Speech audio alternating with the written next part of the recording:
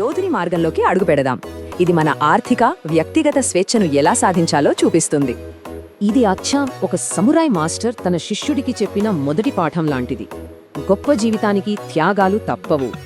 మన ప్రగతి ప్రయాణం మొదలవ్వాలంటే ఈ 7 ఉచ్చులని తప్పించుకోవాలి. అవేంటో ఇప్పుడు చూద్దాం.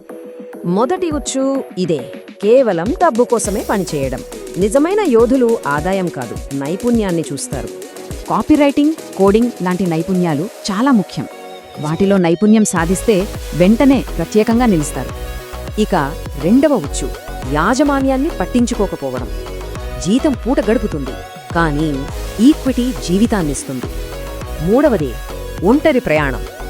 ఎంత గొప్ప యోధుడైనా ఒంటరిగా గెలవలేడు, బృందంతోనే బలం.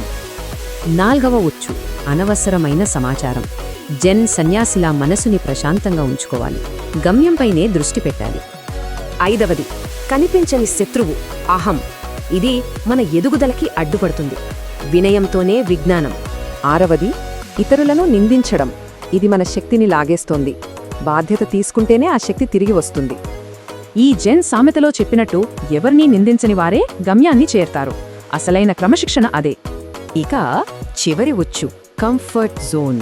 ఇది చాలా సురక్షితంగా అనిపిస్తుంది, కానీ మనల్ని బంధించేస్తుంది. నిజమైన ఎదుగుదల ఆ గీత దాటినప్పుడే మొదలవుతుంది. సమురాయిలు తమ పరిమితులను దాటి శిక్షణ పొందుతారు. అక్కడే ఉండిపోతే బయట ఎదురుచూస్తున్న అవకాశాలన్నీ చేజారిపోతాయి. ఆ వృత్తం మనల్ని బంధించకూడదు.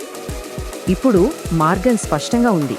మరి ఆ సౌకర్య వలయం నుండి బయటకు వేసే మొదటి అడుగు ఏంటి?